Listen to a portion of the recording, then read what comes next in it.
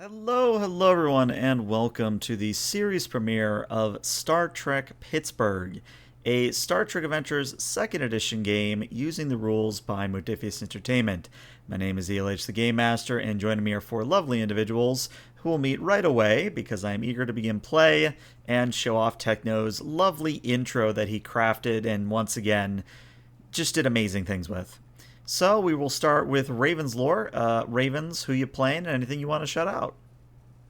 Oh, I'm first. Okay. I am playing Commodore Maranthar, who is the Gorn, fleet captain, I guess, of this little group of ships that we have going into a new unexplored space. Mm-hmm. You can find me playing on Twitch and YouTube at a channel called Crucible Gaming, and of course here with ELH on the Event Horizon game. Cool. Take down. What do you got going on? I'm Tekknonerd, and I am playing Lieutenant Commander Barry Vedu, who is the CMO of the Pittsburgh, and looking forward to it. But yeah, you can find me on YouTube at Sagnum Channel and with ELH. Hi. All right. New face to the channel, Pat. Pat, who you playing, and anything you want to shout out? I am playing Lieutenant Commander Allen. He's the engineer. He is newly promoted to Lieutenant Commander and newly assigned. And he's so new that whenever he passes by a mirror, he stops and admires the new pip on his uniform. Cool. And last but not least, Arwen, what do you got going on? Hey, everyone. I'm Arwen. Glad to be here. And I am playing Lieutenant Kai, the Zahian adjutant, junior adjutant to the Commodore, and also a helm officer for the Pittsburgh. And in terms of what I got going on, I would just say there's this great GM called ELH, and they have a Patreon, and they entertain us with lots of hundreds of hours of fun video. So if you can, consider maybe joining their Patreon. I don't know. This Here, here. ELH guy kind of sounds like an asshole. I mean, He is, but he's a great GM. Your mileage may vary. somewhere in the middle, anyway. All right. Well, let us run that awesome intro that Techno made us, and then we will get started.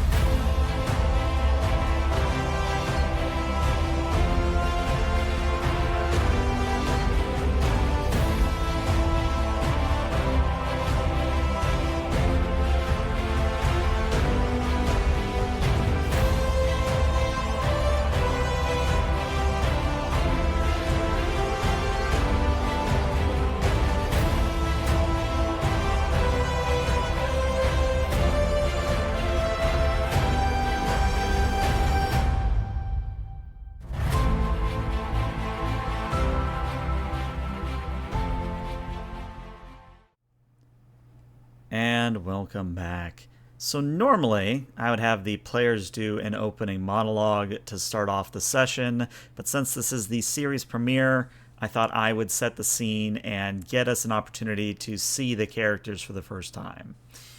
So, the USS Pittsburgh, a brand new constructed Pollux-class, which is one of the new Star Trek Online vessels that I fell in love with immediately. You are currently en route to the Shirase Expanse, a area of space that is on the other side of what used to be Romulan territory. Since Hobus has happened and the Romulan Star Empire has collapsed, it has made getting to this area of space a little bit easier, both politically and logistically. However, you are limited by the fact that you can only have 3 ships in the area, and the Pittsburgh is the largest of the three. The other two ships will be joining as is dramatically appropriate, but all you really need to know is that at the moment you are currently in former Romulan Star Empire territory. You are approximately, we'll say about 3 or 4 weeks out from the Shirase Expanse, and everything is pretty hunky-dory. You've passed your shakedown part of the cruise, nothing's really breaking, you still have that new ship smell, and I thought I would start us off with a standard you meet in a tavern tradition, in that all of you are in the main conference room going over your departments for the day, and this also gives us an opportunity to see the characters for the very first time. So, with the 4 of you in the main conference room, we're going to start in reverse order. So what do we see about Lieutenant Kai? Because I know we obviously have the images for our reactives, but Arwen, anything you can tell us about the physical description of Kai, or anything that isn't immediately apparent from their voice? Yeah, I guess Kai is built like a he's built like a gymnast a little bit, but like a street gymnast. You know, like someone who has muscle tone, but not like gym muscle tone, but like muscle tone from being in a lot of, who could kick your butt in a bar fight if he needed to. But he has a very relaxed demeanor, at least when he's off duty, and his hair is very fluffy. Very fluffy hair. Make that a trait. Up next, Lieutenant Commander Allen, what should we know about you? Well, he's young. He's young for a lieutenant commander. He's 28. Thin. He needs to spend some time in the sun. He spends too much time working. So he's in desperate need of a tan. Kind of an introvert, I guess. He needs to let his hair down, I guess. So he needs to relax a little bit. He needs to chill out sometimes. Okay. And what about Tigdam? Is it Lieutenant Commander Barry or Lieutenant Commander Vedu at this point? Because then there was some discussion about that. I think he just goes by either. It's Vedu, but I think he just accepts any. But yes, he is about 5'6". He's slightly older gentleman, Bajoran. He has a classic Bajoran earring, which I cannot pronounce. But yes, he was a medical officer, obviously for the Bajoran militia, and then post Dominion War, with the Federation kicking in, and with the Bajorans talking about joining and everything like that, he transferred his credentials over, and has now achieved. This is his first, one of the first assignments he's actually had as a Starfleet officer, although he's worked with Starfleet and others going through. But yes, he is a little bit portly. He doesn't quite take his own advice when it comes to his own health. But he's the kind of doc that you want if something goes wrong. Okay. And last but not least, what do we see about the Commodore? Well, the first thing that stands out about Commodore Maranthar is that he's a Gorn. So he stands closer to 8 feet tall than 7 feet tall. And to steal a phrase that I use often in my D&D games describing a dragon and dragon fear, there's no doubt that there are predators and prey in the world, and there's no doubt which one you are if you're not the Gorn. Even though he's certainly a very nice man, very soft-spoken, very kind, very caring to his crew, there's no escaping the fact that Maranthar is absolutely a predator, right? He's teeth and claws and tough skin through and through.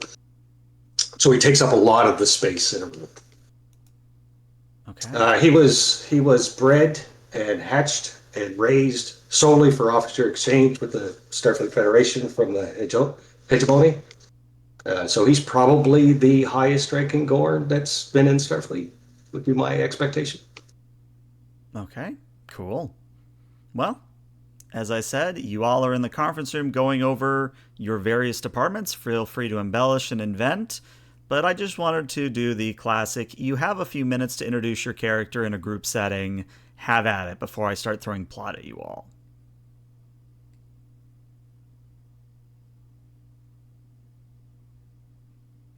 It Commodore, seems. Yes, go ahead.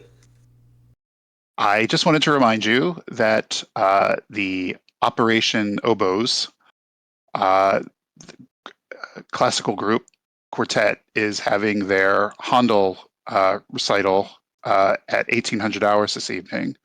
And it would be nice if you made an appearance. Does that fit into my schedule? Yes, it can. I can move around a few things, but between your yeoman and I, we can make it work. Well, we should make an appearance if it's at all possible. Very good, sir. I'm sure they'll appreciate it. We're going to be away for a very long time before we get home, so probably best that we keep morale as high as possible. Don't forget to smile, but maybe not smile too much. I find that warm bloods typically cower when I smile. Yeah, most of the ops crew that just rotated in are fresh from the academy, and the oboes are basically a bunch of theater kids in their off time. So maybe try not to intimidate them. You're giving me mixed messages, Lieutenant. Smile or not smile. Yeah, I am. I am giving you mixed messages. Maybe smile, but not too much. Don't turn it up to 11. Maybe keep it at like a 6 or a 7. And Marantha tries his best 6 or 7 smile, which is probably too frightening for. Yeah. Oh, I'm glad we're workshopping this. Yeah, let's tap it down to a 5. You'll get it, right, sir. Any I don't know, reports that's from loud. the ship?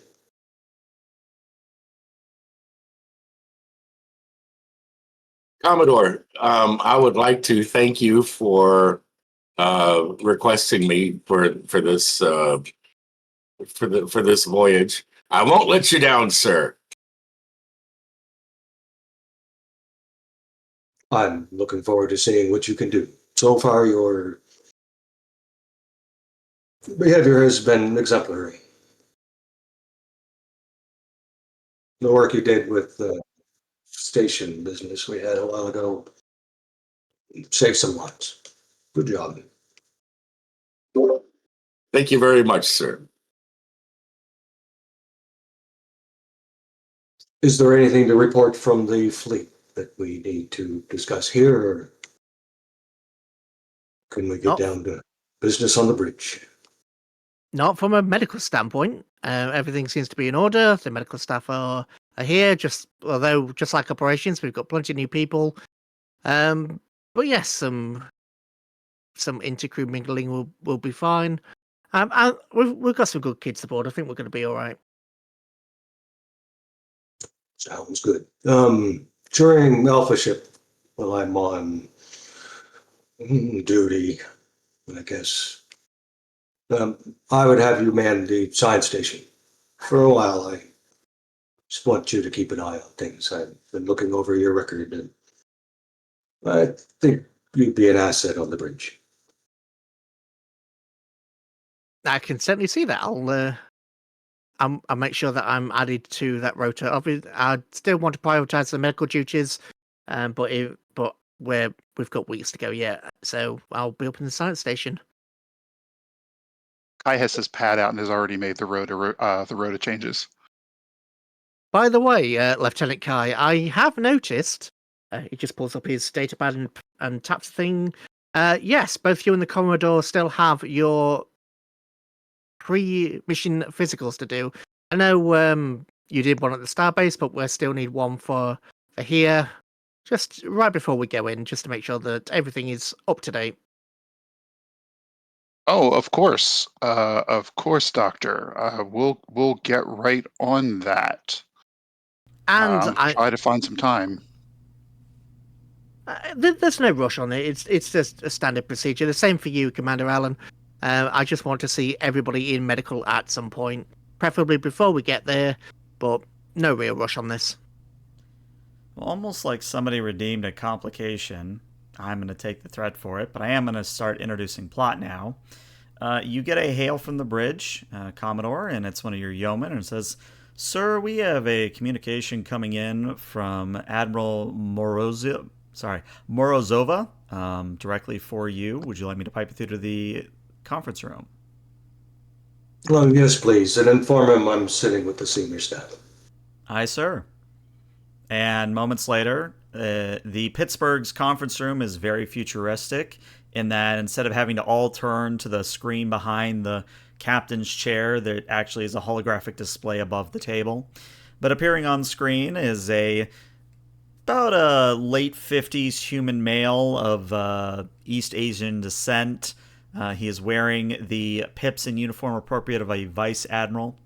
But he kind of looks around and says, "Well, good evening, everyone. Hopefully I'm not derailing anything. But there is a potentially serious situation that has arisen on Gamma Scorpii 5. And by potentially serious, I mean a potential cultural contamination of a pre-warp civilization. I'd like you to take a look at this individual."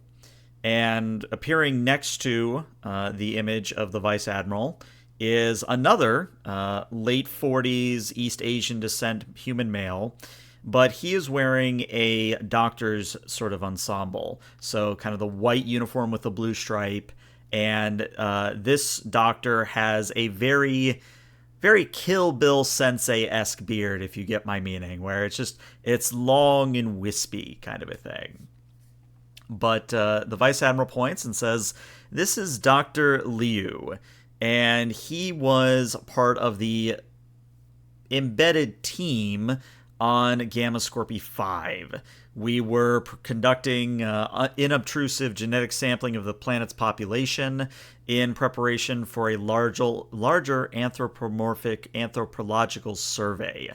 The natives of the planet, who call themselves the Voiced, they are pretty dang far away from first contact. They maybe have a little bit of industrial age in them, but they are centuries away from first contact. And we need to know as much about them as possible, especially with the whole Shirase Expanse and Gamma Scorpii 5 being right on the border of what used to be the neutral zone.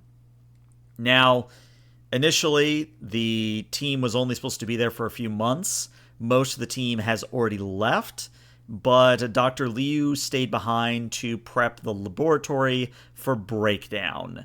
The problem is that he hasn't checked in for over a week. In fact, his scheduled call for transport is 2 weeks overdue. And we've done our best to raise him on subspace comms, but we haven't heard a thing from him.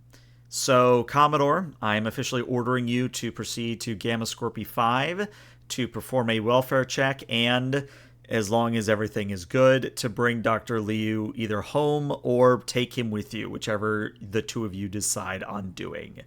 And please keep me in the loop, but otherwise that's all I have from you. Morozova out. And he disappears from the view screen. Well,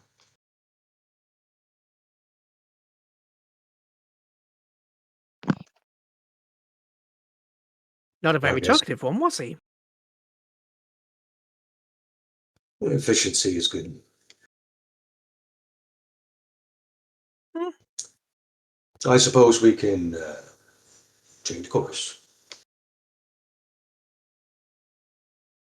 I'll get on that, sir.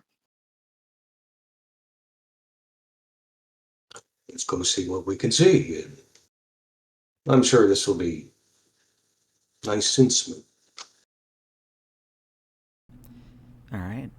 And part of the reason the Admiral cut off so early is because they're doing takeoffs and landings today. Thank you, U.S. Navy. Thank you. Middle of my stream. Really appreciate it. So we cut away from the main conference room to the bridge. You adjust course to Gamma Scorpio 5. You will arrive in approximately 5 to 6 hours. And I think this is a wonderful moment to do the first roll of the game and just to sort of set the scene for anybody who's new to Star Trek Adventures. So, what I'm going to require for you to look up information on Gamma Scorpio 5 in the natives. This will be a reason and a science, and the Pittsburgh will assist you with a computers and science. Now, what this means for anybody who's not aware is the main roller, whoever chooses to do the task, is going to be rolling a pool of d20s. And their goal is to combine those two attributes, that reason and science, combine those two together to get a score, and they want to roll under that on a d20. So as long as they roll beneath that d20 or that amount on a d20, they get one success. And when I say something like, oh, difficulty 1 or difficulty 2 or difficulty 0, that's how many successes they need to roll in order for the task to complete successfully. Now, there's other things called complications, and there's crits and ways to get multiple successes on a die. But for the first roll, we're going to keep it pretty simple. So again, I think this actually probably is going to go for Lieutenant Commander Vedu. Lieutenant Commander Vedu, if you could give me the reason science, and if someone could grab the Pittsburgh computer science for me. This is a difficulty of 1. Right, first roll. Wish me luck. Okay, well, that is a total of 3 successes because the Pittsburgh only assists with 1 die. Why did it roll 2? Shoot, it's all good. You're good. So that is 3 successes, meaning you get 2 momentum. And again, if you're new to Star Trek Adventures, you might be wondering, well, ELH, what is momentum? All you really need to know for now is that it is a player meta currency that can be used in multiple different ways, and I will showcase them as is dramatically appropriate. But for now, all you really need to know is that if you get excess successes than you need, you get points of momentum. Also, chat throws momentum at the players as well, so the players are now up to 5 momentum. Thank you, chat. Thank you. So, Lieutenant Commander, what you end up seeing is that Gamma Scorpio 5 has actually done a pretty in-depth study of what the population is. Again, the population calls themselves the Voiced, and they are largely agrarian. They are community-minded. They have a little bit of a caste system, and they also are... how to put this? They are human in design, so they have 2 arms, 2 legs, a torso, a pelvis, a head. But what really sets them apart from, another humanoid is the fact that their ears are... how to put it? Their ears aren't exactly as flamboyant as the Ferengis, but they are very large, and they are kind of more in line with the skull than a Ferengi. So instead of sticking out, they're more curved back kind of a thing. Mm-hmm. Okay, and so Reddy just looks at everybody and says, well, it appears to be a rather standard humanoid race. I can't really see anything specific from the details that they've collected so far. It sounds like they were just doing biological samples for the most part. But yeah, they call themselves a voice. They have a caste system. They're agrarian. Standard humanoid. I can't really see anything about the team, so I presume everything was going well until this incident. I think this, judging by what we've got here, this is probably... I don't think we've got anything from the Romulans. This looks like a standard survey report. And you don't believe there's any concern about them detecting the Pittsburgh when we arrive? No, they appear to be an agrarian society. Unless there's some hidden technology on the planet, or something has gone wrong with the poor doctor, I don't think there's any chance. All right. Well, we'll keep an eye out for any surprises when we get there. Lieutenant Kai. Yes, sir. We should touch base with the Romulans and let them know that we're stopping by. I have a feeling they know already, but they True. could. That's not a bad idea to be upfront. I had one other question for our good doctor. You don't happen to know this Dr. Liu, do you? Or familiar with him at all?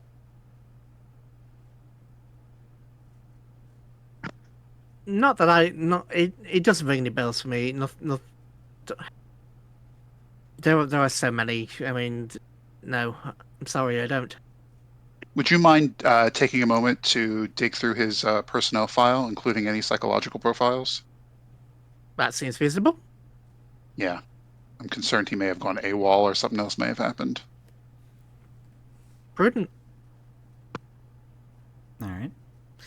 So, this is a teachable moment. What you could do is you could spend 1 momentum to ask me a question about Dr. Liu that you would uncover from the database you look him up in. It is 1 momentum for 1 question. And I have to answer honestly, but I don't have to answer completely. Okay, so I'll spend that momentum and I will ask. Since Sky was fairly specific, is there anything in his past record that would indicate he could go willingly AWOL? Is this the sort of person to go off on their own judgment rather than following orders? So, what you're able to determine is Dr. Liu is a very passionate individual. He has very strong convictions about doing the right thing. There are some notes in his file about conflict with superior officers in regards to medical problems and, standard sort of, I'm the CMO, I believe we need to cure these people, I don't care how we do it kind of a thing. But you're not seeing, like, outright insubordination marks in his file. You're not seeing, discommendations or anything like that. Just that he's, maybe a bit of a hothead with good head on his shoulders is how I'll put it. A pain in the ass checkbox has been checked. Yeah, that's been checked. Yeah. That seems to be the way, Commodore. Honestly, this guy's personnel file looks pretty similar to my own personnel file. You'll be amazed at how bitter some superior officers can get when you ask them to do things and you flex your authority as a CMO. But yeah, to answer your question, Lieutenant, I'm not seeing anything here that would. Maybe he has a bit of a temper, but then again, that this is all third party, of course. So I don't know. There doesn't appear to be anything. Okay, well, it sounds like he has a very strong independent streak. So hopefully that won't get in the way of our mission or have caused the complications down there. And certainly hope it doesn't cause any contamination of the local population. Hopefully not, but we'll see when we'll see. We'll see. We have Commodore, no reason to believe that he's left on purpose or willingly. He may be injured or been captured. Or there's 1,000 things that could be going. Kai stiffens up at that a little bit and puts his arms behind his shoulder. He clasps his hands behind his back and says, "Of course, sir. Apologies. It's my role to present you with alternatives, sir." No apology necessary. It's good to look at every problem with as many different eyes as we can.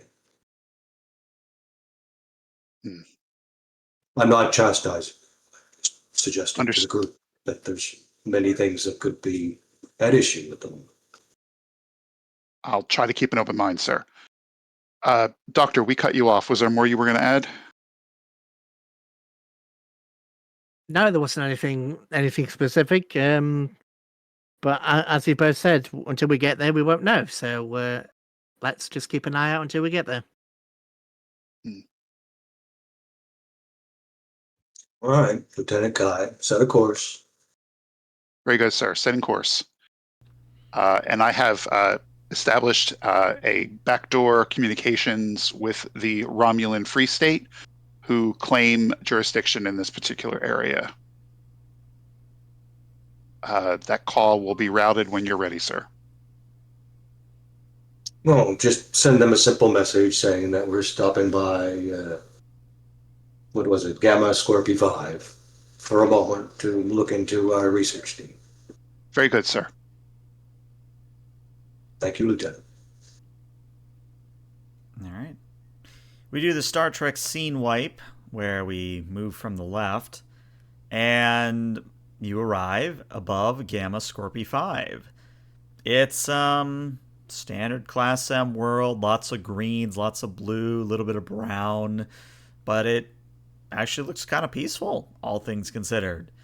But what really matters is that once you arrive, you do the standard, hey, let's contact Liu's lab, let's try to contact Liu. And you get no response. Absolutely nothing. Not even a ping back. Mr. Allen, is their communications array damaged?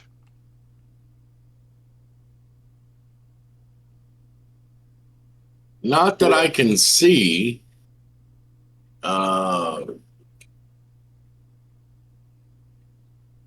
Could we scan to see whether or not that is true or not? You certainly can.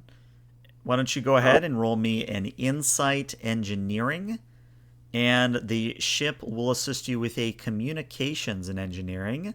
This is a difficulty of 1.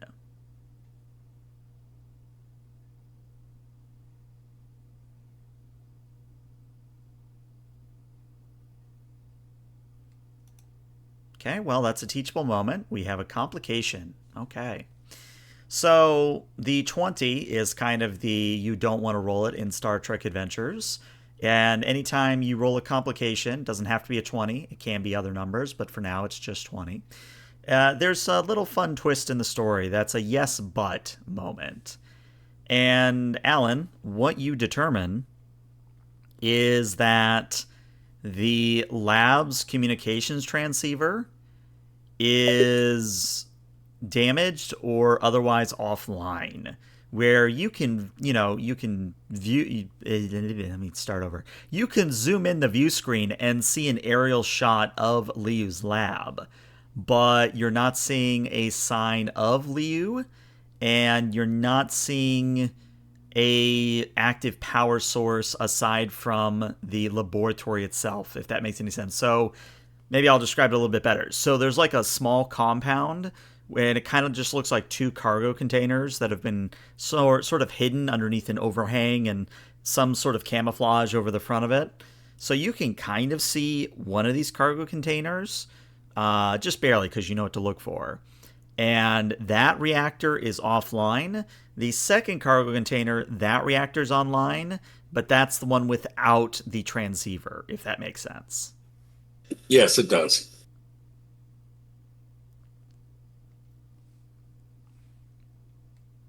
So, Commodore, it looks like it seems that there's a combination of power issues and equipment issues with regard to their communications array. Can you determine the cause? It looks like it might be power related. It would probably not be too difficult if I went down there with a couple of power cells and some tools, and I could probably have it fixed in a few minutes. You see any external damage, Lieutenant?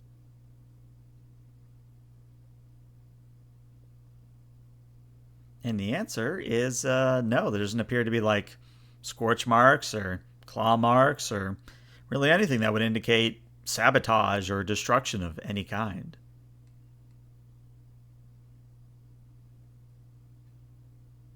Well, that's a plus. All right. Well, we should send out a team. Is there any of the locals close to this area? I believe the Admiral said that there wasn't any civilization nearby.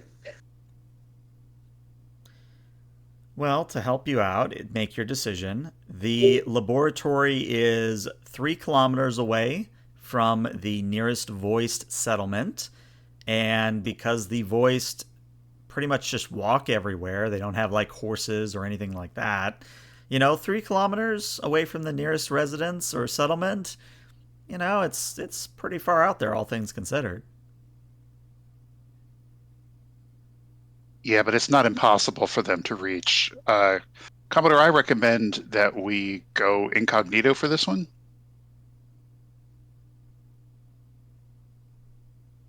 Incognito. How do you mean?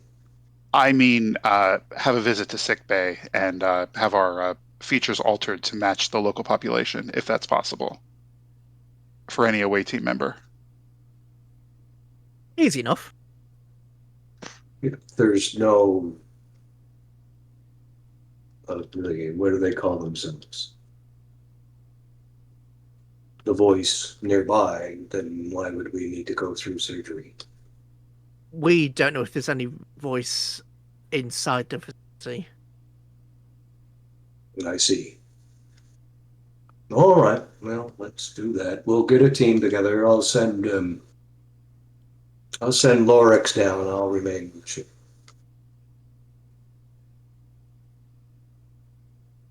Very good, sir. All right. Parking us in geosynchronous orbit over the lab. Okay. So, since you already have so much momentum, I don't think we actually have to roll for the sort of montage in sickbay as you make yourselves look like one of the voiced. Very easy to reverse, very easy to genome edit and make yourself look like a voiced. But just for sake of argument, to make sure I have it correctly, we have Vedu, we have Kai, we have Alan, and then who's the supporting character that you're taking down, Ravens? Commander Lorex. He was going to be the adjutant, but Kai moved over to that role, so I think I'll make him the XO. Okay, do we have a sheet for him? It is half made, but there's one in Discord. I'll have it filled in here. He's a remnant. Okay, go ahead and fill out SP1 character sheet, and that way I'll be able to look at it once it's filled out. Perfect. Awesome. All right. So, to set the scene, you all beam down. Would you beam down outside the lab, directly inside the lab? Where are you beaming down in relation to the lab? I think we should beam in outside the lab, in undercover somewhere very close by. That's reasonable. Okay.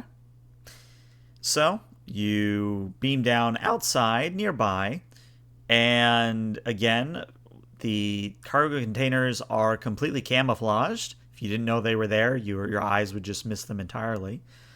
But the good news is that as you start to take your bearings, pull out your tricorders, you are getting a human life sign from the laboratory. And that human life sign actually leaves the laboratory, and immediately you see Dr. Liu in the flesh. But he looks a little bit tired, he looks a bit worn down, and he just kind of looks at all of you and goes, I was wondering if Starfleet was going to send anybody. Please, come in. It's safer to talk inside. So much for those surgical alterations. Well, they might still be relevant, but please, come inside. Come inside. I'll look to Lorax and just follow the doctor, I guess. Yeah, Lorex will kind of wave. Okay. And Let's go. the commander's got his tricorder out and following up, the doctor just says, "Are you injured, doctor?" No, I'm fine. But the voiced, well, you'll need to see it in the lab. And assuming you Let's get out of sight.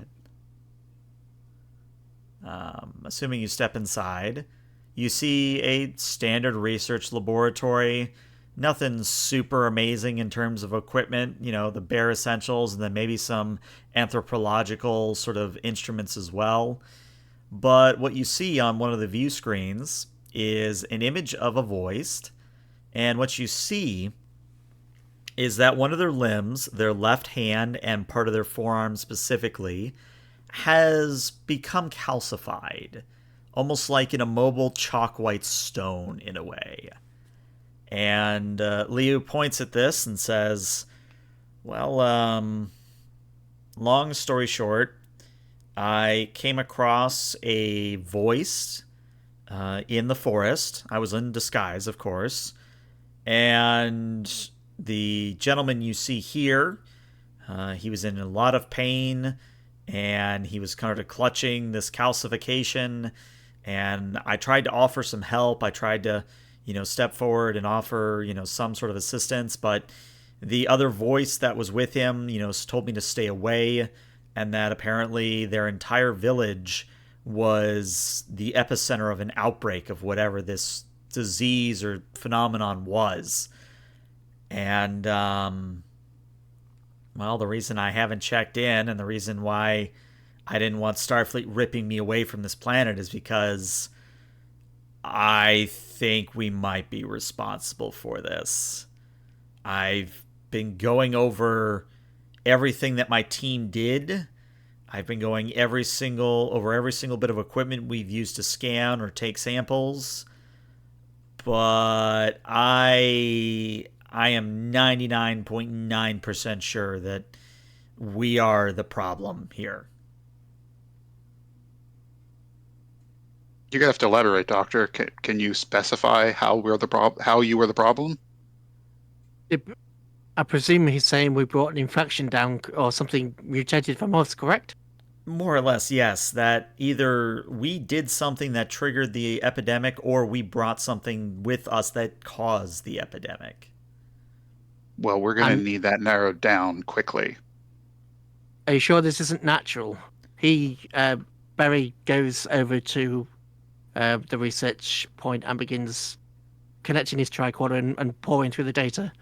Okay. Why don't you give me a reason medicine at a difficulty of 3. Now, what this means is you need 3 successes, and that's a little bit hard on a 2-dice pool. So you may wish to buy with momentum here. It is 1 momentum for 1 additional dice. It is 2 momentum more to get 4 additional dice total.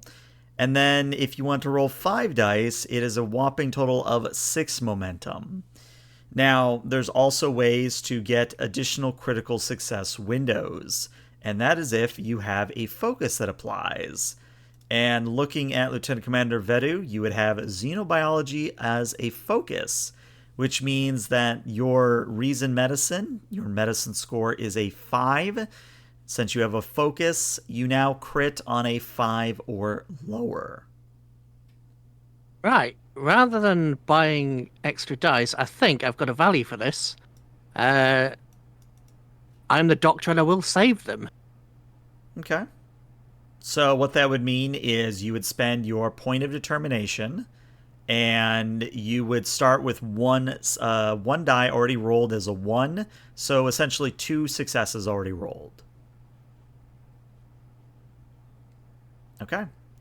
So you go and get 3 successes on the dot. So you also have an ability called Veteran, which allows you to potentially get determination back. So go ahead and roll your d20. Unfortunately, you do not get your determination back. But you still succeed. So what you end up finding, Vedu, as you stare at the readouts, is that you're looking at the biome, or not the biome, God, what's the term? The DNA, that's the term I want. You're looking at the DNA structure of the voiced. You're looking at possible sort of diseases that might be naturally occurring. And even with this many successes, even with your determination spend, it could go either way. And it's like a 60-40 scenario where, yes, there's a good indication that this phenomenon is not natural to these people, but there's not enough data to confirm it, if you get my meaning. Okay. I think he just gives the doctor a bit of side eye and says, and just asks, how much biometric data have you managed to gather on these people? Is there anything else other than this? I mean, you're looking at all of it. I've been poring over it, as much as I can, and I still just believe in my gut that we're the problem here. Do you have any? I'm not saying you're wrong, but we need some base point to work from. Do you have anything that could be from us? Anything you've managed to trace back at all from that is similar to what we would have brought here? Anything? I need to justify this to the Commodore. I can get you the biographical data of the research team that was here, and I can show you all the equipment we used. It just depends on what you want to look at. Fair enough. And he turns to the second officer, to the commander, and just goes, there's not enough here to say for sure, but on the flip side, there's enough that I believe he may be correct.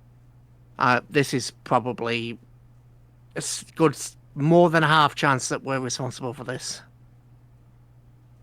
And if we are, it's our, obviously, non-interference means if we're responsible for this, we have the obligation to stop it. I believe we need to intervene here, unless we can find something to indicate for certain that we didn't. The Prime Directive is very, very clear in what we can and cannot do. Exactly. Whether we cause this or not, the Prime Directive is priority. Outside of, I think, only 2 general orders. But if it is something that we caused, then treating this and eradicating this as evidence of our presence probably would not run afoul of the Prime Directive. Rather, as a medical professional, I believe it's our ethical duty in compliance with the Prime Directive to search into this further and potentially cure this. If we are responsible for causing this, it is our duty under the Prime Directive to clear up our own mess. And I agree with the doctor. I agree. We have an ethical duty, absolutely. A moral one as well. General orders, however, state a different thing. Your argument that the Prime Directive gives us the liberty, the obligation to treat these people is false. With respect, sir, the entire purpose of the Prime Directive is not to unduly influence the course of progress and development for a pre-warp society. Causing a massive loss to their population is, by definition, a cause and affecting the development of their society. Even if there's a chance, I think we need to support Dr. Liu and Dr. Vedu in trying to cure this. I am not arguing that we should help, for sure. Absolutely, we should try. I'm arguing the fact that using the Prime Directive as a means to that argument is false. It's incorrect. I see where you're coming from. It's just wrong. You and I have a difference of opinion on that, sir, but you're the ranking officer. But I will file with my report if this goes south. My objections. Objections are noted. Doctor, how do we go about treating this particular disease? We need more information on the local population. Yeah, sorry, wrong doctor. Looks at you, Vedu, and goes, I mean, I wasn't able to get a skin sample or sample of whatever material this calcification is. we'd have to get a tissue sample of some kind or a rock sample, whatever you want to call it. But I am very hesitant about myself going and spreading this disease further in case I'm the problem specifically. Well, I doubt you would be more of an issue than any of us. I mean, we do have a human with us as well. What I will need from you is perhaps we should go to the location where you found this individual. Did you say that they left that spot? Even if they did, perhaps there's some DNA at the point where they once were, where we can find something at least. Yeah, they weren't staying there very long. They were moving through, but, couldn't hurt. I mean, I've gone over that scene about 3 or 4 times already, but maybe you'll find something I didn't. Oh, well, if there's no point in treading ground already trodden, I mean, you've been here longer? Is there any area where individuals tend to gather, or there's where are they taking the sick? Are they throwing them out into the wilderness, or are they keeping them? Do they have their own version of an isolation area? I'm not 100% sure, but what I do know is that the voice that I encounter were from a village about a 40 to 50-minute walk from here at a brisk pace. I don't know how many are particularly sick at this instance. They've been sort of quarantining themselves in what fares for the inn for these people. But I have kept my distance because I do not want to make things worse. And you believe that potentially you were the cause, you as an individual. I haven't been able to rule myself out. I haven't been able to rule out anybody that was on my team. It sounds to me that you don't have any idea what's going on. I just have the feeling that it's our fault. Right. Probably the easiest way to determine that is to have you return to our medical bay.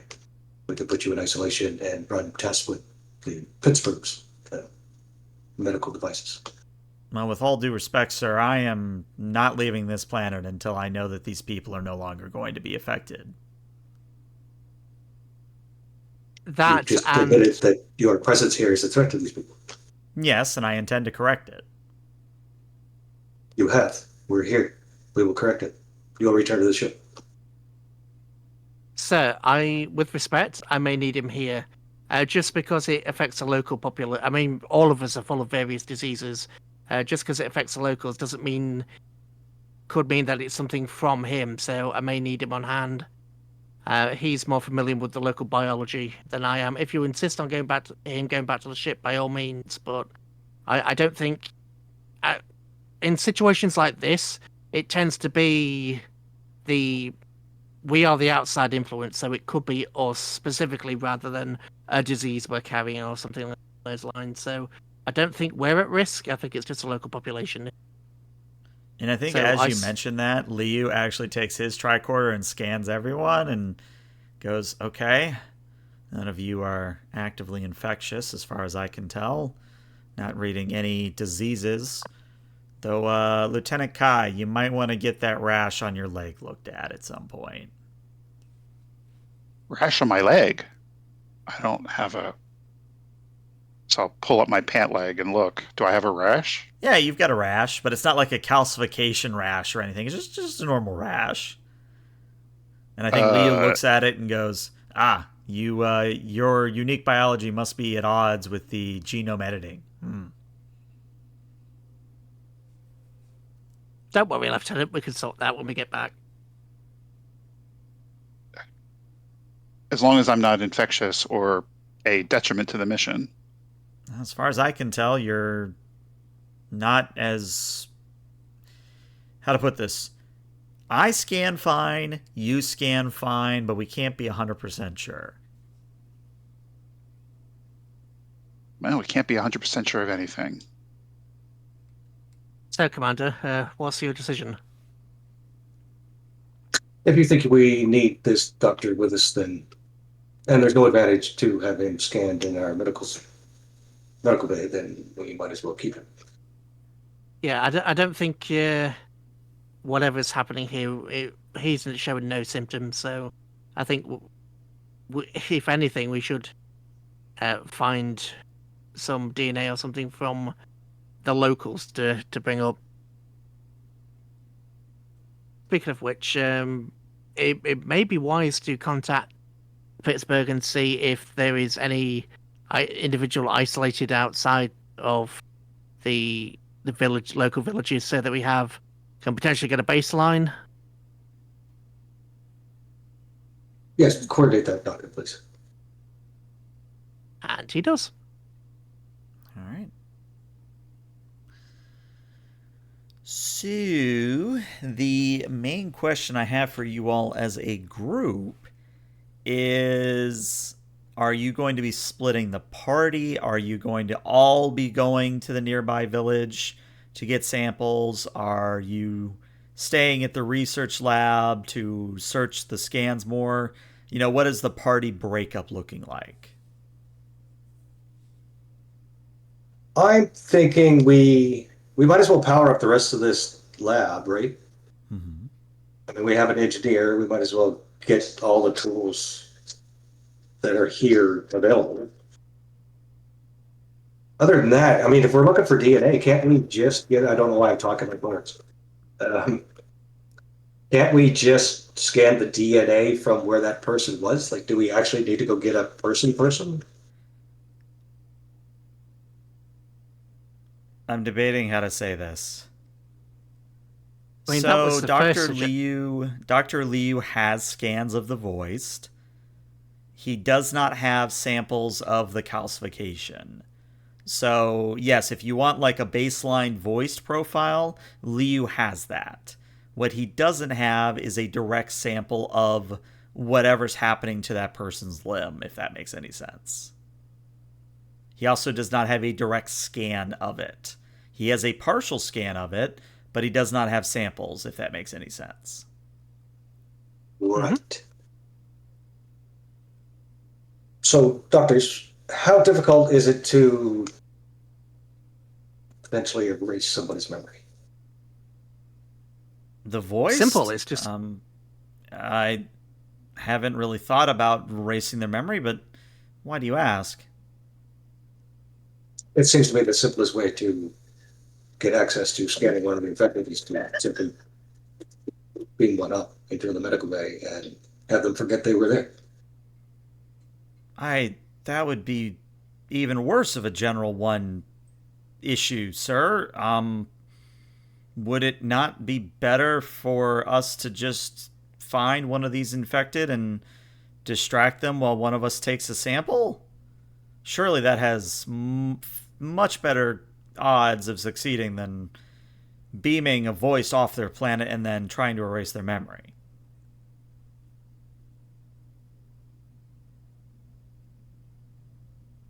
That's why I asked the question. We could do. I mean, if you want to take the more direct route of taking one of them and performing that task, we could do. I mean, the brain is just electricity after all, so possible. Or it would really be.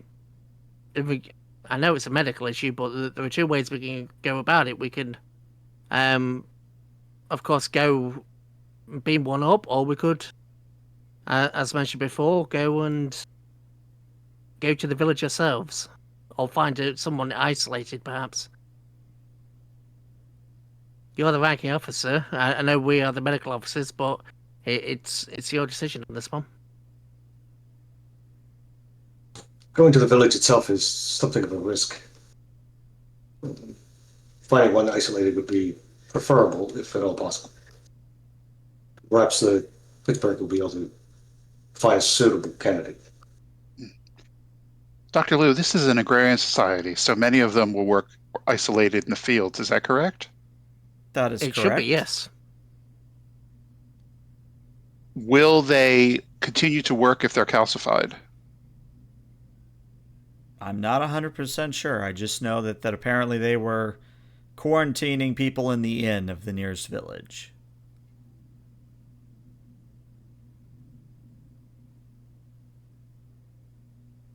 Let's have the Pittsburgh run a scan. Perhaps there's an infected that is a little more isolated than those of the Eden. Okay then. CMO to Pittsburgh. Pittsburgh here, go ahead. We have a bit of a medical situation down here. Can you run a local scan of the area and see whether you can find any of the local indigenous population that's isolated? And just give us and send our tricorders a general map of the layout of the local individuals. We have a potential viral issue down here. And I think the yeoman kind of looks over the shoulder at the Commodore. Commodore? Question mark. Yes, go ahead. Very good. Getting you a map of the area and local indigenous population now. And the yeoman does yeoman things, and sure enough, now all of you have tricorder data and it's linked to the Pittsburgh, so you are able to tell where the voiced are in the local area. And you're also able to see where the buildings are and the whole layout of the village and the whole 9 yards. We're not Thank so you, lucky Yeoman. to have. We're not so lucky to have like an affected person in a field by himself somewhere. Well, teachable moment. You have a number of momentum right now. You have 4 momentum. You could spend 2 of it to create the advantage or create the trait isolated voiced. And what this would do is it would create that possibility for you. I'm down for that. I am too. So Okay, so you go down to 2 momentum. And you're voiced, isolated, voiced. Okay. You now have the trait. And yeah, sure enough, there are 3 or 4 voiced that are out in the fields working them. It's just a matter of getting close enough to determine if they are calcified to some degree and then distracting them long enough to get a sample. That sounds like teamwork will be involved. Dr. Vethu, I would be willing to try to distract them since you are obviously the person with more knowledge on how to actually get an effective sample.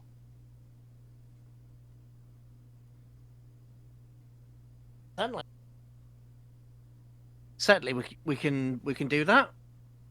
Does anybody else? It's probably best that we just stick to the 2 of us. I agree. With your permission, Commander. yes, make it happen.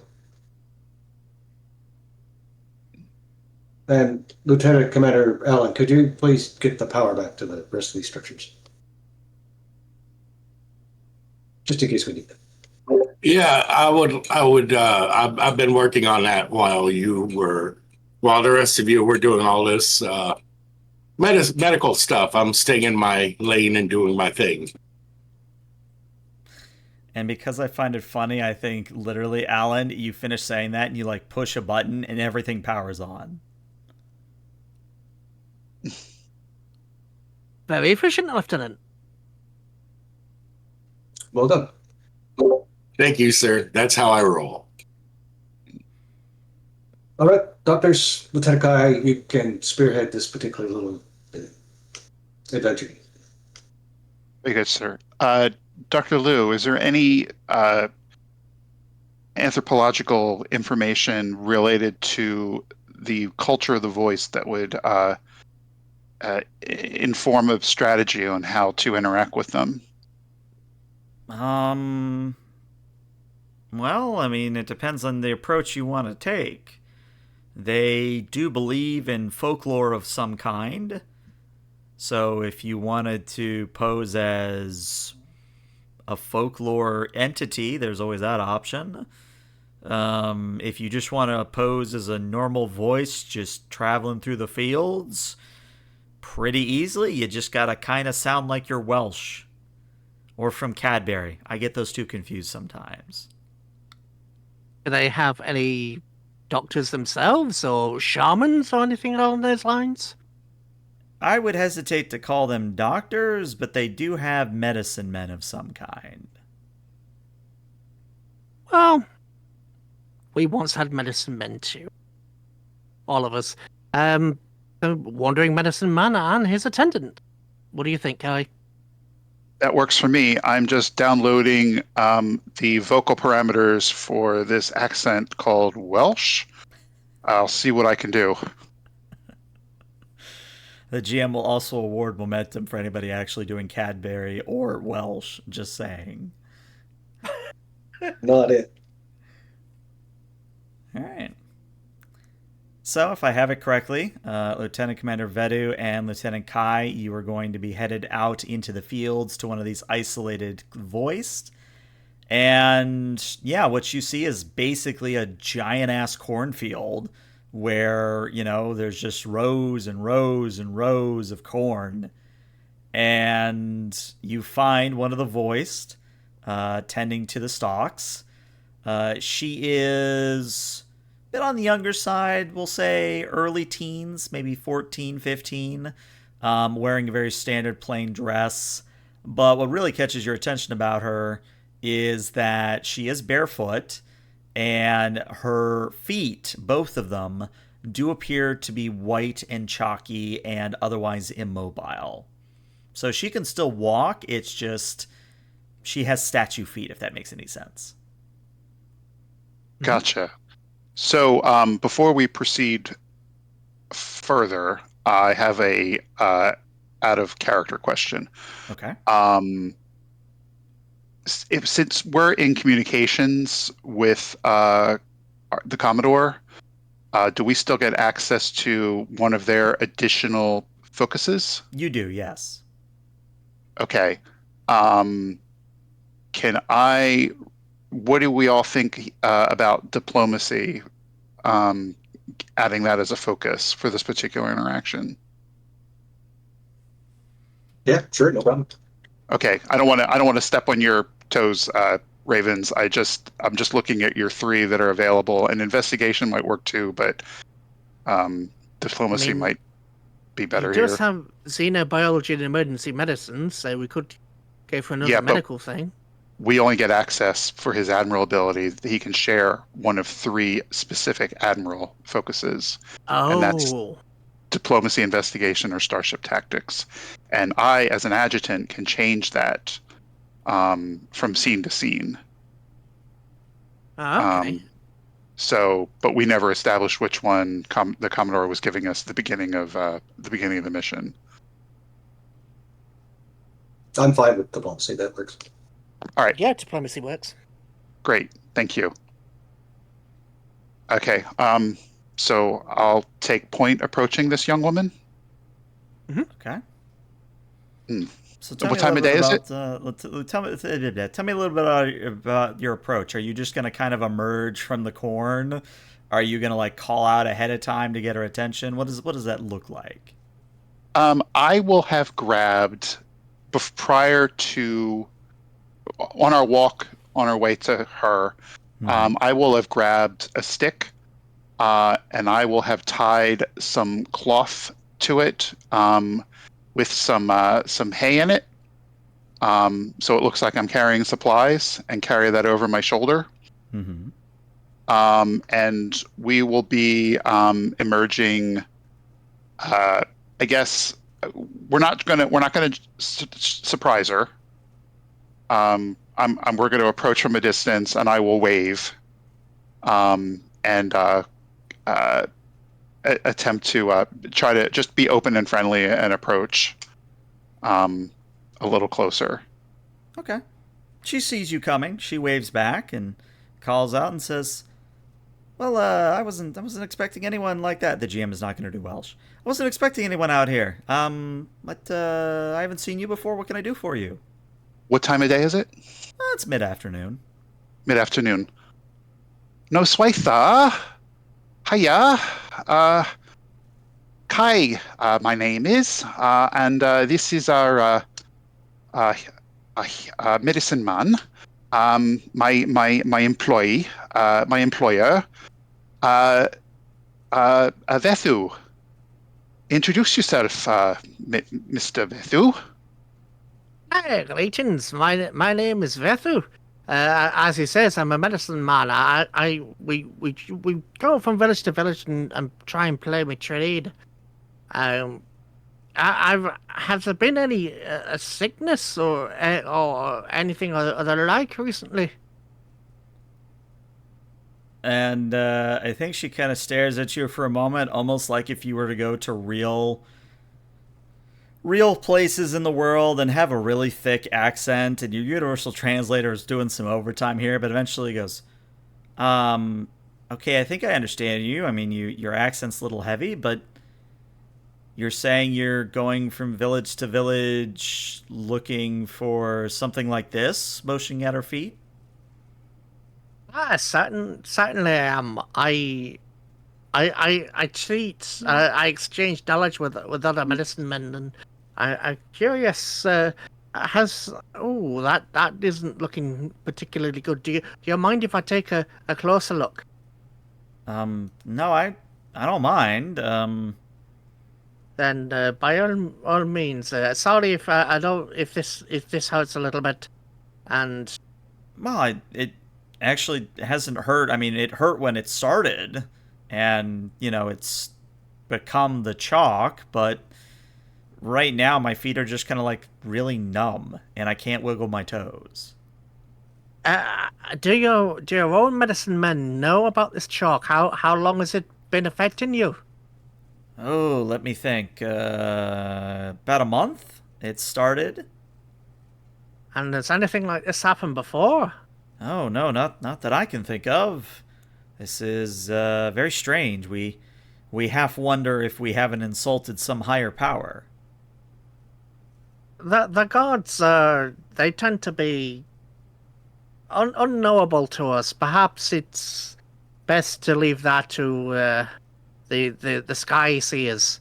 Now, do you mind if I touch your foot? And she kind of looks around for somewhere to sit and says, Oh,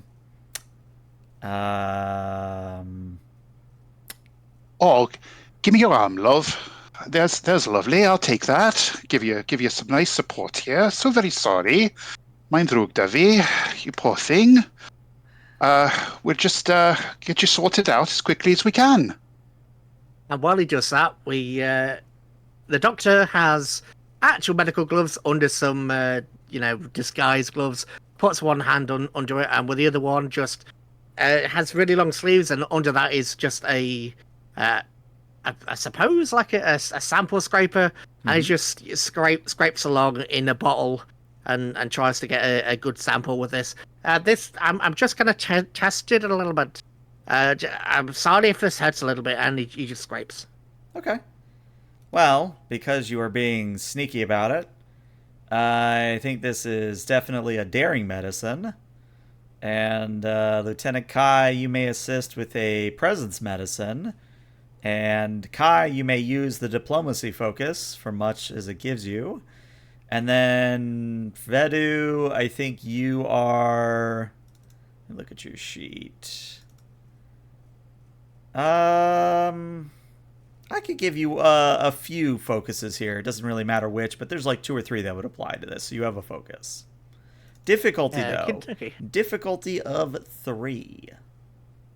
And I just gave you 1 success. Okay, in that case, I will. By the way, looking for that extra momentum for doing the tongue twister and Okay, you're at 3. put out both in Welsh. Thank you. Ironically, it's not as difficult for me as it is for poor Tiggs. I think you slipped into Irish there. Oh, God. I think you took a tour of the islands. There, Probably. and I loved it. Oh, God. You know what? I think I'll bang a. No, we'll live dangerously.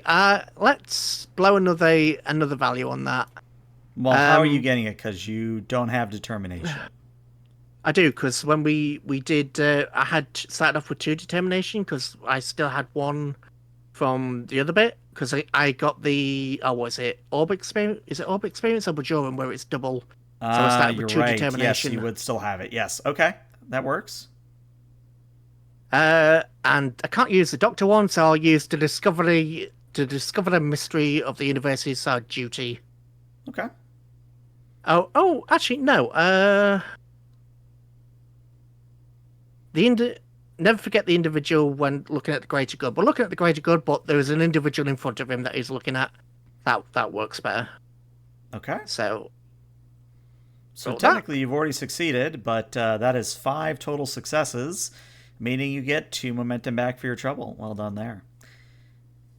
And still no back for determination, unfortunately. That is another 20. Well done. Peter when the dice fell, as the saying I was goes. about to say. All right. Well, the good news is that Vedu and Kai, you managed to get enough of a sample that you can take it back to the lab and begin analyzing it. But the woman, who still really hasn't introduced herself, she just goes, I mean, you're a medicine man, right? Have you ever seen anything like this before? Yes, but I've seen something similar. But it didn't. It didn't present it itself like this. The thing about sicknesses, they're different between tribes because every tribe tends to be within itself, and we all have little gifts and little bad things for ourselves. I've seen something similar, but I will go. I will look. I will speak with others. I will check. And I will pray to the gods, and we will see what we can do. Hopefully, there will be a solution for you. But for the meantime, I do suggest that you. How many others? And by the way, how many others in the village are with the same sickness? Ooh, let me think. A couple dozen at this point. And are they like yourself? Are they close to others, or are they by themselves? Well, those of us that can still work the fields are working the fields, but I mean, there's people who have it worse than I do and can't move at all. They've become so much like the chalk. What I would suggest is that while we all know that the crops need tending, the last sicknesses can spread many ways. The gods work in mysterious ways. If you put people with a sickness next to other people who are healthy, then sometimes they can become sick as well. We are but the voice. We do not know the will of the gods, and so the best advice is to keep yourself to yourself, and try and stay away from the others as much as possible until I will pray and hope, and consult and make. I pray I will find a cure, but I make no promises. The gods are unknowable to us. Sometimes they deliver enough for me to help, and other times their will be done. I'm spending 2 threat to create the complication that the woman looks at you a little bit strangely and goes, you know, you are the most religious medicine man I have ever come across. Most medicine men don't touch religion at all. I find that ignoring the gods is a good way to get on their bad side. She kind of narrows her eyes at you, but seems to think better off of questioning you, and says, well, I mean, unless there's anything else you need from me, medicine man and assistant, I do have to finish harvesting some of the corn. We do have to eat dinner tonight. Oh, certainly, Doc. By all means, apologies for interrupting your work. Not at all. Yes. Thank you so much for your time. Is there anything we can do for you? I have some water in my pack. Perhaps water you'd like would be that? lovely. Yeah, I'll give her my water. Okay. Because Because I have to ask this, what container is your water in? Oh, I assume that I picked up like a jug or something from just a pottery jug or something from the lab. Okay, just making sure that I you weren't assume like that was handing her a something. Starfleet issue canteen or No, I'm something. not handing her a Starfleet SU canteen. Where Okay. to is your family, love? And she misses what you said completely as she takes a long swig of water and goes, "Ooh, that really hits the spot. I really haven't had a good amount of water. I really need to hydrate more." Wait, is that what's causing the chalk? Are we just not hydrating enough? Hydration is always important, but looking after yourself is important as well. So make sure that you hydrate, make sure that you eat, make sure that you sleep. Tasks can wait, but if you fall sick and you can't move, then the tasks will be wasted. All right, I think we've taken up enough of this young woman's time. Thank you so much for your time. But boy, do we have rounds to make. Uh, uh, We Mr. do. Mr. Berry. We do. Apologies. We'll be on our way now. Thank you for your time. A lovely meeting you. Tidy. Off we go then. And Hey. she kind of watches you leave, a little bit confused, a little bit, what the hell was that kind of a situation? But eventually And she as just we're shrugs walking- and goes back to picking corn, kind of a thing. And as we're walking away, Fredo is actually, obviously, the tricorder is in front of him under the clothes. It is making sure to take just a scan of her and the vent and the general area as they're walking away. Sample's good, but living patient just as good. Okay. Hey, I think we did quite well there. I don't know about you, but I think my universal translator's playing up. I can hear a little bit. It's just in the back of me, resonating in the back of me ear. I think it's I don't know, lad, but something not quite right here. I'm not quite right. Did you see the way she was looking at us? So good. Hey, I think she was just admiring our Smitten? skill. Smitten, Oh, sure. She was yeah, smitten. She may be a certainly. little sweet on you there, and that delicious accent of yours. But we better get you away before your lady killer ways get in the way of our mission. By all means, by all means. You just laughing the whole way Laughing the whole way. back to the lab. That was a great scene, guys. Loved it. Oh my Love god! it. All right. So, you get back to the lab. It's maybe been about an hour or two. And of course, if Alan or, what's the name of the supporting character? If Lorix or Alan have something you wanted to do during that hour of time, let me know. But otherwise, we'll just skip ahead to the Kai and Veru returning. No, I don't think I don't have anything. Yeah, neither do I. Just sitting there chilling. Okay. So, you return from your successful away mission, part of the away mission, and you immediately, I would assume, connect to the lab's computer and begin running the sample scans and making matches. And I have good news and I have bad news. The good Bad news news first. is that the Starfleet medical database does return a match. The bad news is that it returns over 200 matches of potential illnesses.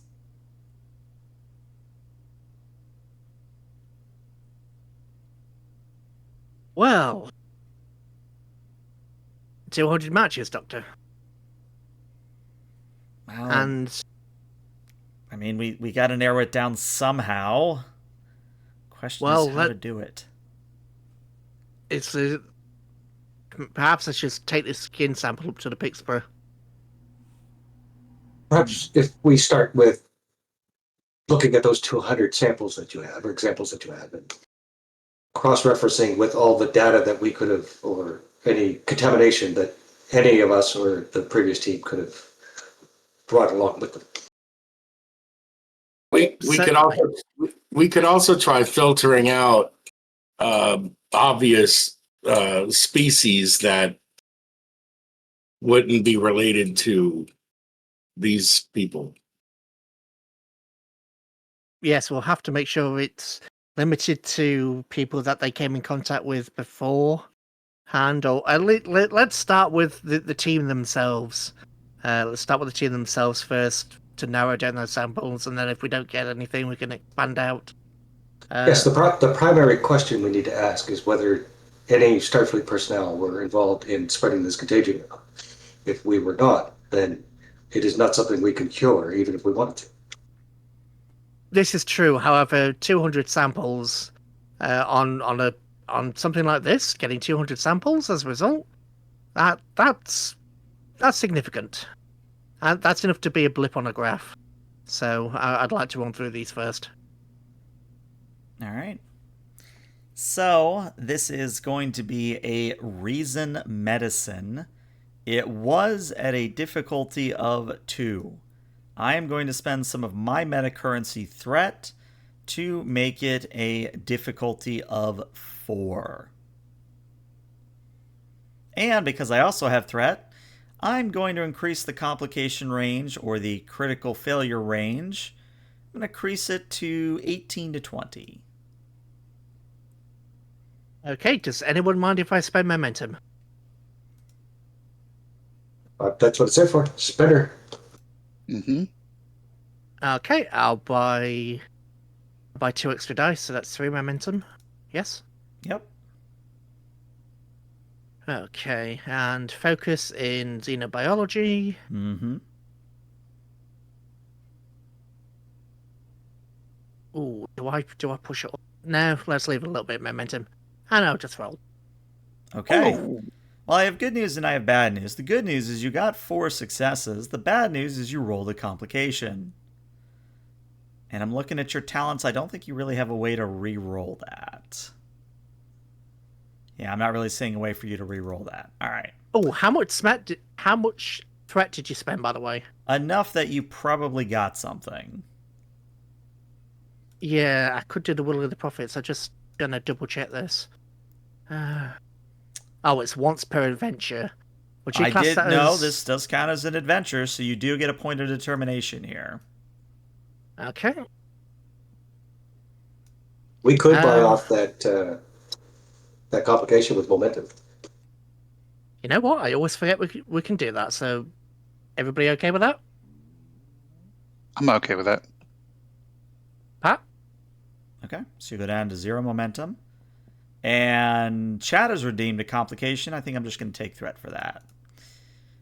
So, Mr. Vedu, with Dr. Liu helping you, you narrow it down to 5 candidates. And all 5 of these are diseases that could have been carried by the research team that was here in the past. The problem is you don't have any species among them. Like, you can't do live testing. Like, for example, like one of the research team was an Andorian. None of you are Andorian, so you can't do that kind of testing. But you could start narrowing down from 5 to just something further.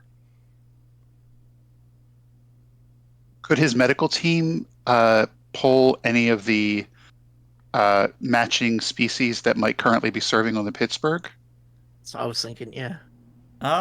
Yeah, you could do that. I'm just trying to figure out how to equate that into a mechanical benefit. Let me think. Because you are the chief medical officer. Another reason medicine, maybe coordinate with the sickbay to get them to select appropriate candidates and samples. So get the 2 computers to talk to each other and see what we can come up with.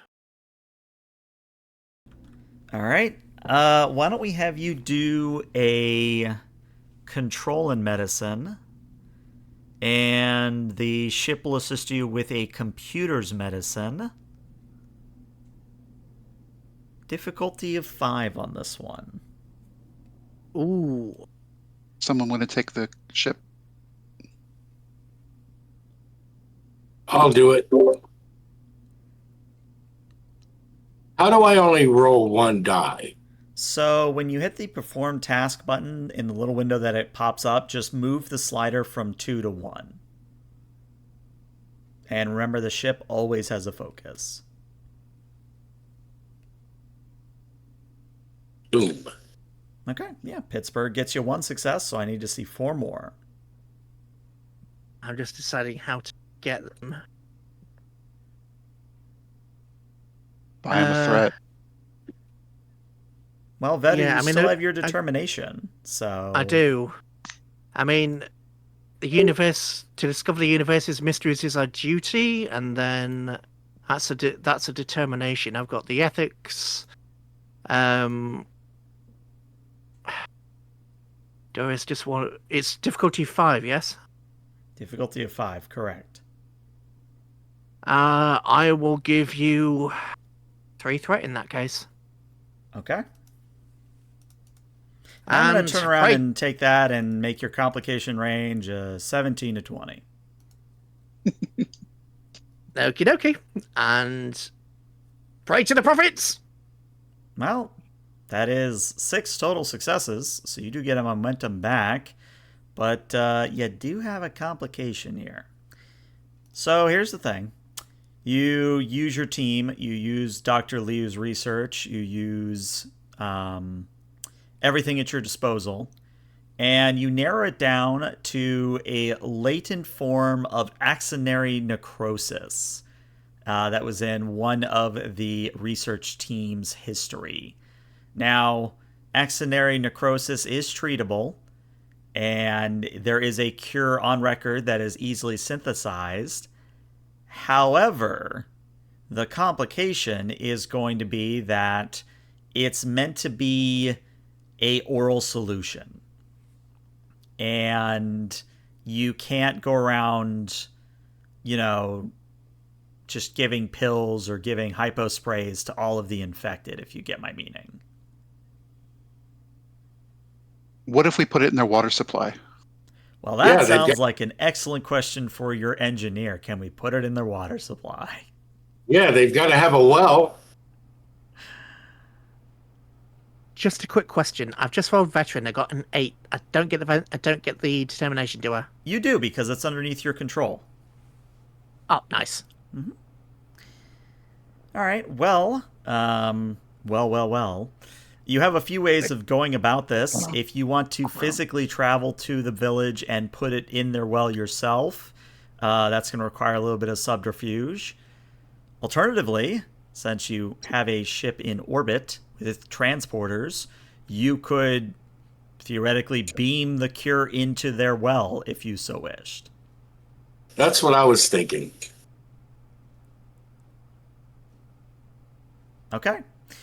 So that's going to be a transport task, and that is going to be, if I remember correctly, that is going to be a reason, and hold on, let me find it. Yeah, of course, it's on the other page, of course. No, it is a control engineering. The ship will assist you with a sensors and science, difficulty of 2 on this one. I'm going to spend that 1 momentum we have to have Maranthar direct this task. Okay.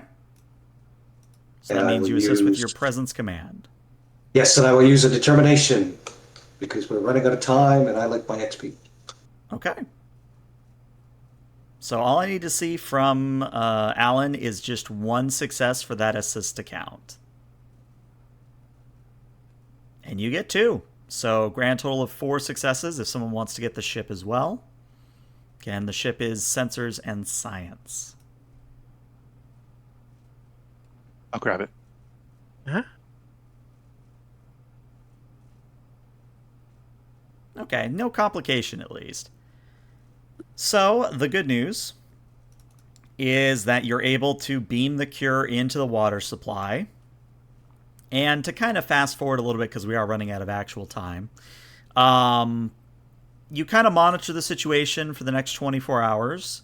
And what you observe is that any of the voiced that drink from the well that happen to be calcified, or as they call it, the chalk, they do begin to immediately recover, and they no longer become calcified beings. Like, their hands and their feet and everything else return to normal over time. What I will say is, because I find it funny, I am going to spend 2 threat that, unbeknownst to any of you, and this is like one of those shots in Star Trek that we'd see after everybody leaves, kind of a thing. We see that same woman who you approached in the field is like, I believe that the gods have spoken to us and that we need to turn to religion and our faith. And you may or may not have just caused a religious, what's the word? Revolution? Something like that? Revival, there you go. A religious revival within their community. So congratulations. Well, When has religion ever gone wrong? Vedu is just a humble servant of the prophets. That you are. But yeah, at this point, Dr. Liu is happy to leave the planet now that, he's confident that he has stopped what his away team did. And it's just your call whether you want Dr. Liu to come with you or if you just want to drop him off at another outpost on your way out to the Shirase Expanse. We want another competent doctor? I mean, it's hard to have too many supporting characters. Okay. So for the time being, we'll keep Dr. Liu. I will put in his sheet if I remember it. If not, remind me. But that will be the end of our little adventure. And for anybody who is curious, that was actually the 2nd edition core rulebook introductory adventure, Gorgon's Gaze, of course with the ELH twist. And I think that actually went really well. I'm not exactly 100% sure if I like this or if I like Xerxes 4 better, but this is definitely something that I can see working for like a convention game or something like a first-time player adventure, if that makes any sense. Yeah, no, I mean, it touches a lot of bases. Little light on the poor engineer today, though. Yeah, that is kind of one of the one weaknesses, is that the engineering sort of chops come in at the very beginning and then at the very end. The engineer is kind of just there for the middle part, but at the very end, they have a very important role to disperse that cure. Oh, yeah, for sure. And, like, Trek always has your red missions, gold missions, blue missions, right? Right. Yeah. All right. Well, Twitch, stick around because we're going to rate somebody, but YouTube, we'll see you later. Bye-bye, YouTube.